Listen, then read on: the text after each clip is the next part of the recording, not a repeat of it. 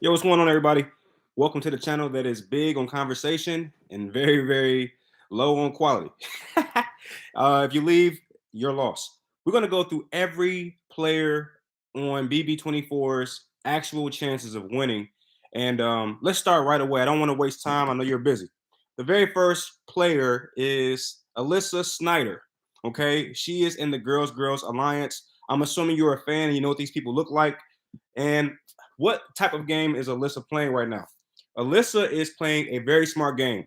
The pros to her game is that she's laying low in the Girls Alliance, so she's not on anybody's radar. And dare I say, she is in the perfect space to take full advantage of her ethnicity. Okay, I'm going to be that person that has really blunt and raw dialogue. I don't care if anybody's offended. Okay, she is white and she's playing the perfect game for a white player. She's laying low. No one wants to be the first one to take a shot at her. I think she's in a great position to win. However, there are some cons. Some cons to her game. She's not doing enough. She's lying too low. She's in too many alliances. She is too comfortable, right? Because again, she comes in with the majority. A lot of times, these shows have a white majority, and a lot of times they don't have to play as hard as the other players. And I think that in order to actually be in the position to win, she has to, at some point, maybe it's still too early. I would agree with that point if anybody feels that way. Perhaps she is still early in her gameplay setup and strategy, but at some point she's going to have to break free of some of these alliances and make some big moves. And I think she knows that. So on a scale from 1 to 10, what are Alyssa's chances of winning? I'm going to go 6 out of 10 because I think, again, she's too comfortable. And at some point, they're going to take her out. She doesn't appear to be a competition threat at all. From a social aspect, again, I don't see much of a threat there. Next player is Amira Jones, all right, age 31. Amira is playing a strong game. She's playing the game that I think Alyssa should try to adopt, which is being safe with the numbers and being in multiple alliances, but at the same time, actually coercing some of these decisions that's being made. Because at the end, even if Alyssa got there, they're going to say, "But what did you do?" And trust me, they count the beginning of the game. You can't just say, "Well, I was lying low at the beginning." Those kind of players never win. So when it comes to Amira, I do think she's making some decisions that's really, really helping. So from a pro standpoint, she's making decisions that's going to help propel her to the finale. On a con standpoint, she got. I said this before. She's the player who is she's the perfect second and third place kind of player. It's like she is destined to come second or third. And I need her to step her game up if she wants to win at least and get in first place. It's almost as if she has this blockage that's stopping her from feeling like she deserves to be in the number one seat. So I see her maybe getting to the finale, but maybe not winning it. I don't think she's put the right pieces in place to win the game. So for me, I would say her chances of getting far are really high. Her chances of winning are low. And because of that, I would give her a 7.5 out of 10 for winning the entire season. The next player I want to talk about is Brittany Hoops, age 32, a beautiful soul. She's probably going to win America's favorite. She just doesn't come across as a threat. Again, she has the advantage of being a white player on Big Brother. We're not going to shy away from that conversation on this channel. You want something more nice, more what do you say, politically correct? Go somewhere else. We're going to have real dialogue here. Brittany Hoops has a very low chance of winning, in my opinion. In terms of pros, she is firmly embedded in multiple alliances. She's not a challenge threat, so she won't really rise high on anyone's radar until about the middle of the game when they start to get rid of floaters. As far as cons, she's a terrible player in terms of social gaming. The way that she went to Pooch and then had like a meltdown, and I said, I'm really happy America likes this young lady, because if it weren't for that, she really wouldn't have much of a chance, right? She's I would say if I have to give her something more in terms of pros and positivity, I would say she is lying low.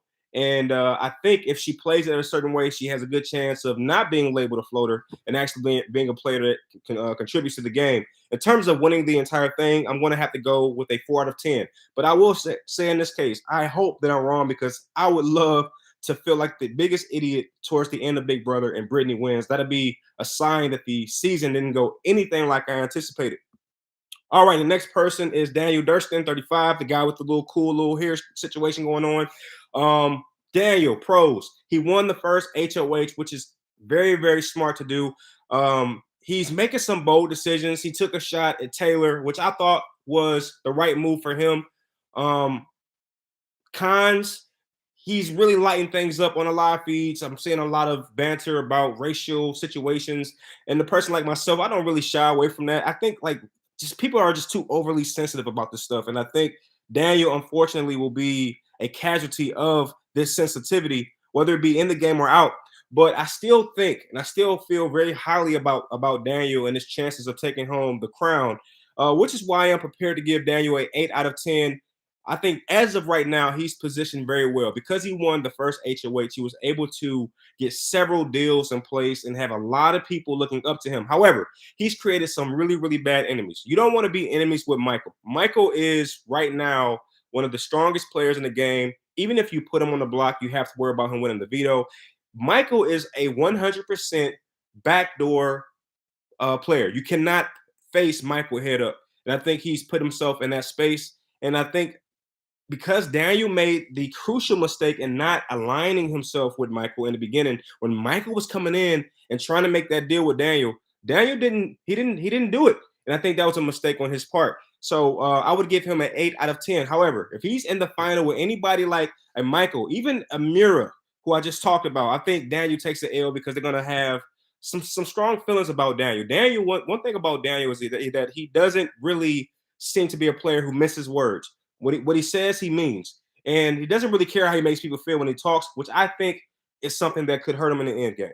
The next player is Indy Santos, the Brazilian sex therapist. She is playing a decent game. In terms of pros, she's aligned very well. She's likable. I see that people like her. I don't see anybody talking game about her or against her. So it's my opinion that she's put herself in a great space. In terms of cons, she is not contributing much in any significant areas of the game. She seems to be a go along, get along player, which is okay if that player is talking some type of strategy. Now, what worries me about Indy is that even in her diaries, she's not saying much in the realm of doing something big in the game. It seems to be all about, fun and laugh. So if nothing else, she might be a contender for America's favorite. But in terms of winning the game, I would have to give her a 3 out of 10. No real chance of winning. The next player I want to talk about is Jasmine David, age 29. Now, she's a Southern Belle. She is the biggest anomaly. I'm so confused. When I see her face, I'm expecting a different voice, but she gives me the exact opposite every single time. In terms of pros, she killed it against Michael. That was a huge win for her because if not for that, Michael would have been the biggest target in the game by far, which he may already be anyway. But because Jasmine won, I think she's taken people's mind off of Michael being such a challenge, beast, and threat because her week is so different. And that was even bigger of a win to have won after spraining her ankle. I mean, that was a crazy drop, a crazy fall. I saw it maybe 3 or 4 times, and that could have happened to anybody. But a way to come back was amazing. I remember Christmas, if you know that season, she got injured, and it was a big hamper on the season. I just felt like the season dragged anytime Christmas was the focal point. But one thing I like about Jasmine, not only is she not just a drag and just wheeling around the house and laying down on the ground, she's actually the HOH, which is a great twist for Big Brother. I'm sure they're happy that happened because otherwise she would have been, someone they had to pretty much drag along, whether it be competitions or anything else. And I still feel like that's going to happen moving forward. But in terms of pros, winning that HOH was huge. In terms of cons, she doesn't strike me as a player who is confident to stand on her own. I feel like she is much comfortable when she's surrounded by other players, and I think that will hurt her further down the line. But I do like the fact that she depends greatly on her faith. She seems to talk about her what was it, her mother or someone that seems to be her father, right? Her father talks to her or things of that nature. I think that kind of stuff is going to be very intrinsically important because that intrinsic level of motivation is going to push her ahead when things get rough in the game.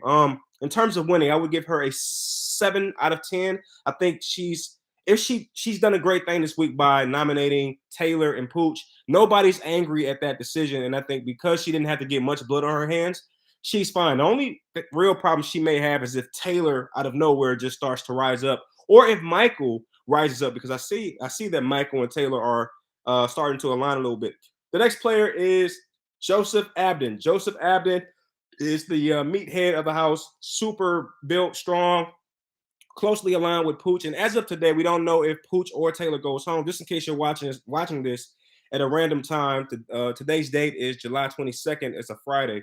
And right now, we're waiting for Sunday to see if Taylor or Pooch goes home. We all believe that Pooch will be the person going home. Joseph, a very interesting and dynamic player from the pros aspect, obviously has the physique to at least appear to be a challenge threat, but it hasn't materialized within the games themselves. I haven't seen Joseph do anything that would scare me as a competitor if I'm in the house. On a con side, he is too closely aligned with Pooch.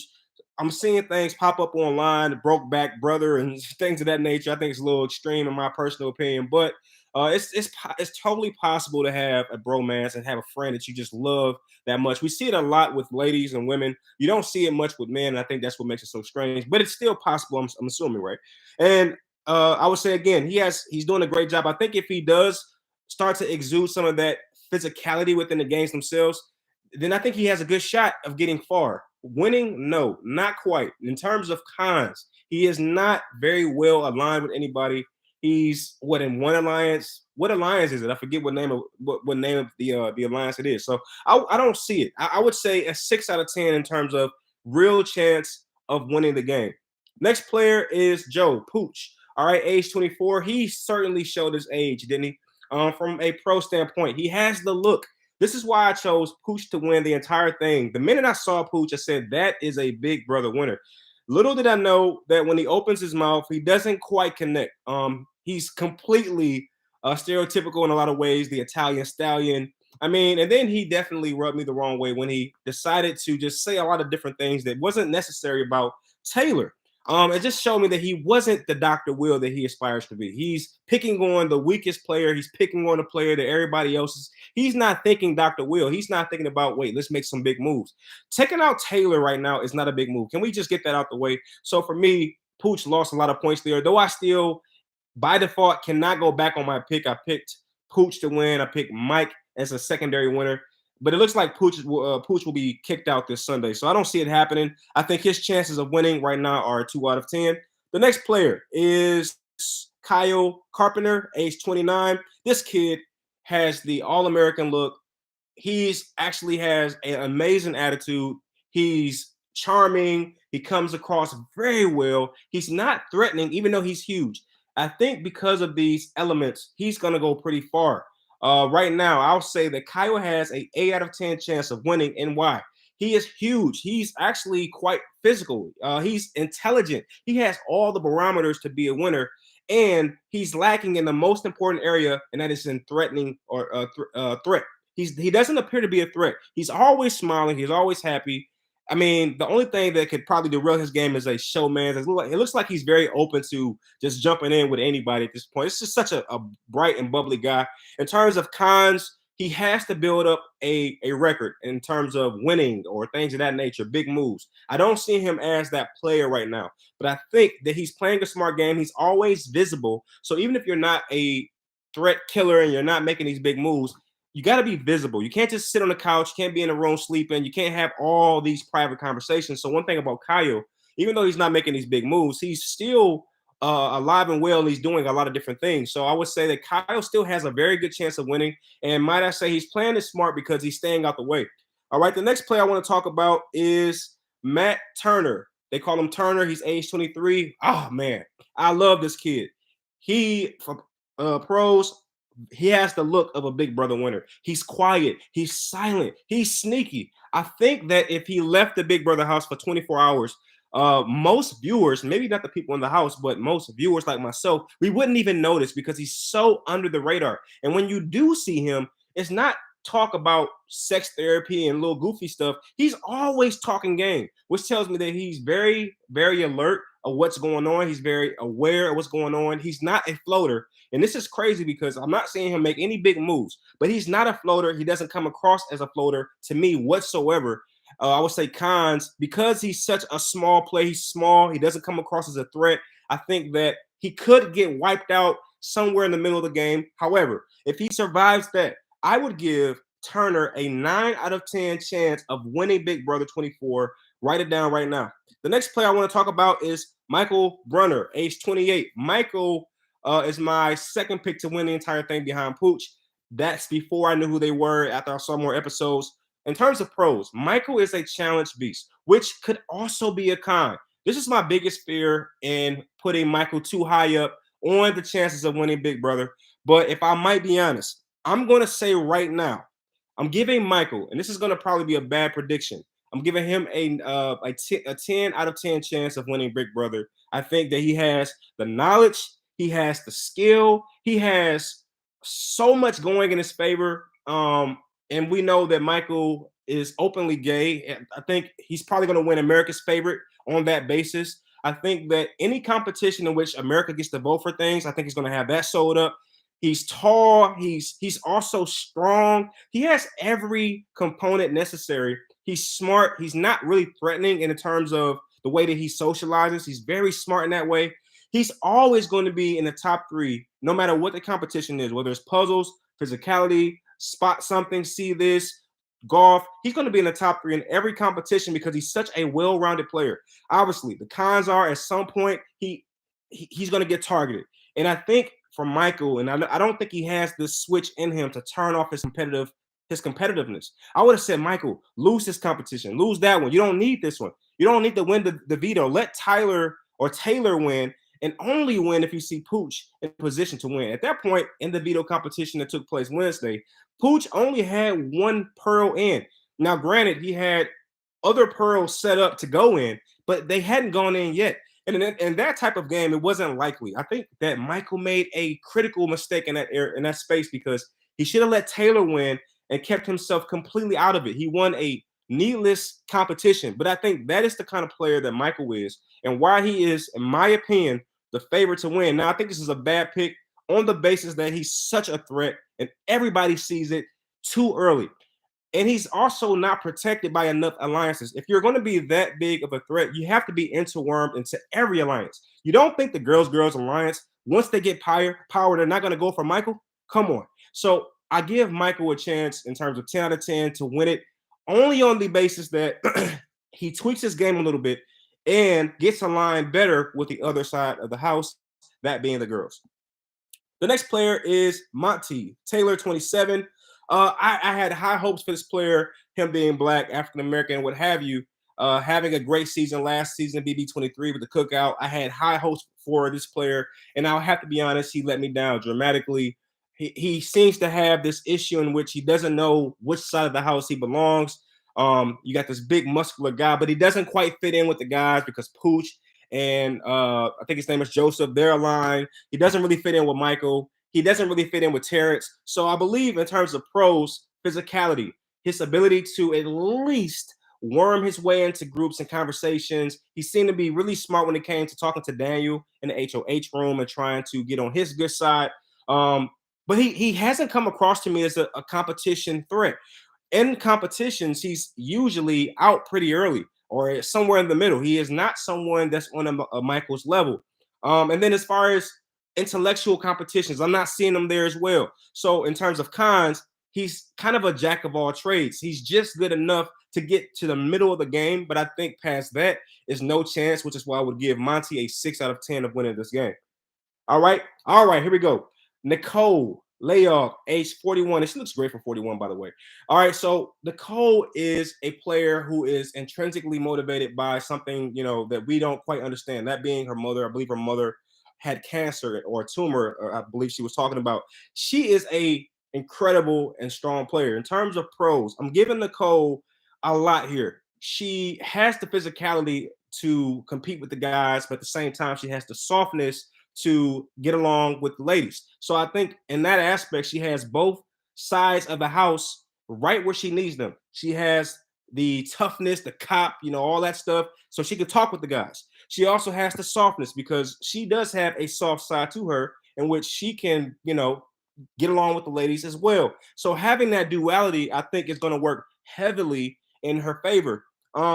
Pros, great social game, amazing social game. Nobody not only is thinking about Nicole, but even if they thought about Nicole, they would apologize. She reminds me mostly of how Derek played the game. She has an intimidation factor about her gameplay.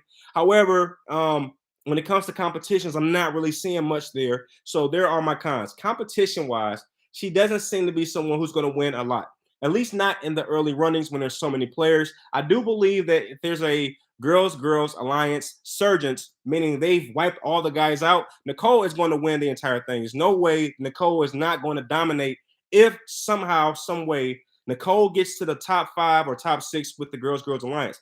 If that happens, Nicole will absolutely demolish each and every girl in the game because she's stronger than Alyssa. She's stronger than Brittany. She's stronger than Taylor. She's stronger than Indy. In my opinion, she has the. If I could whisper anything in Nicole's ear, it is absolutely do anything you can to support the girls alliance from afar. Don't join, but be a part of it or be an associate of it, so that you can help body all the guys out the game, and you'll be left with the girls alliance, and you can basically pick them off one by one.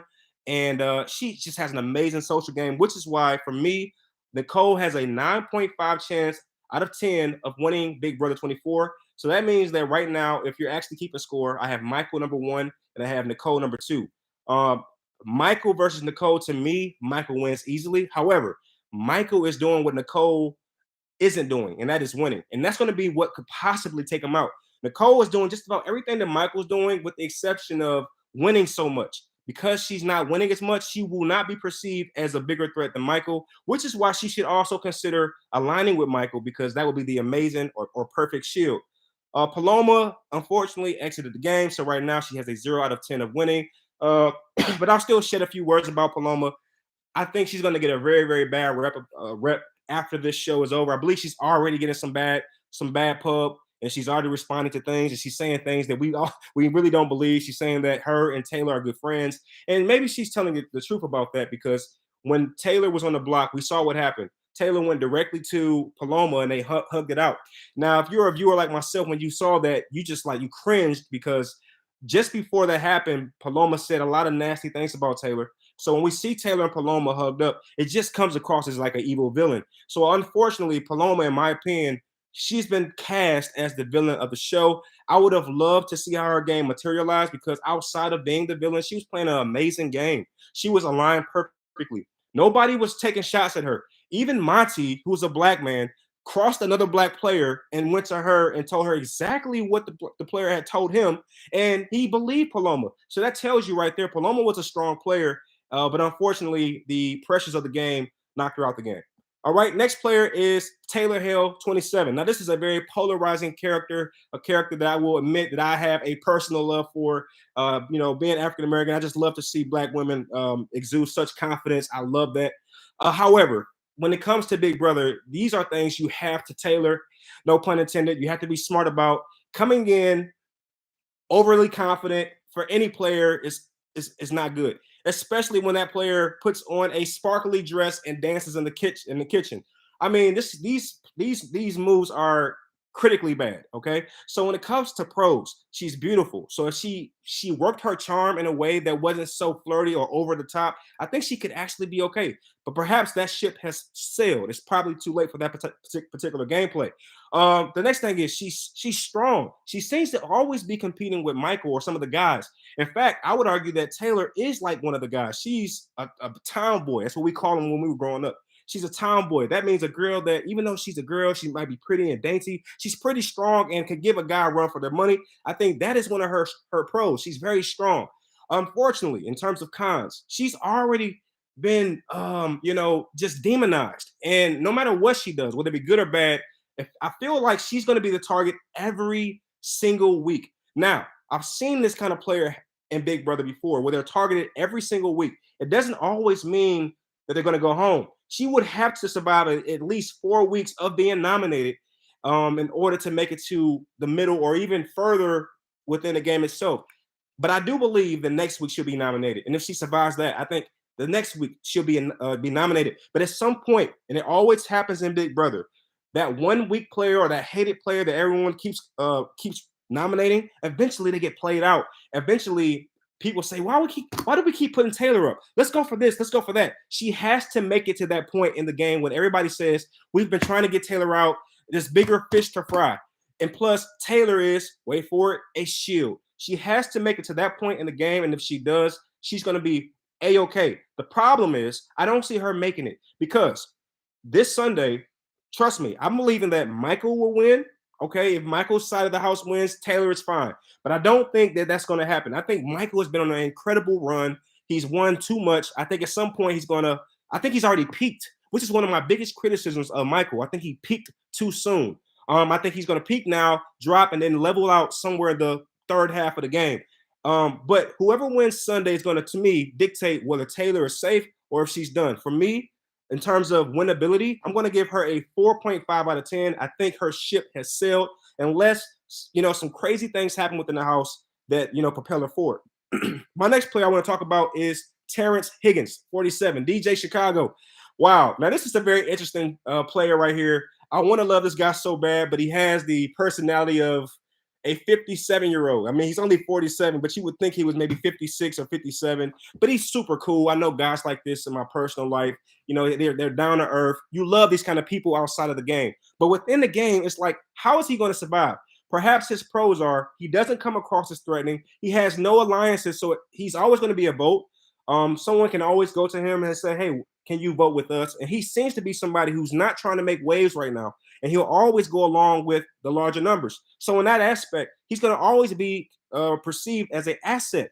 There's somebody we can use as a vote, but we do not have to worry about him ever raising up and taking things over. He's the perfect player if you are a player like Nicole, a player like Daniel. These players will take Terrence and basically use him or weaponize him without the worry that he could ever turn on him or them to do anything, damaging to their game. So in my opinion, that is his pro. His kindness, everything else. He doesn't really seem to be a deep challenge threat.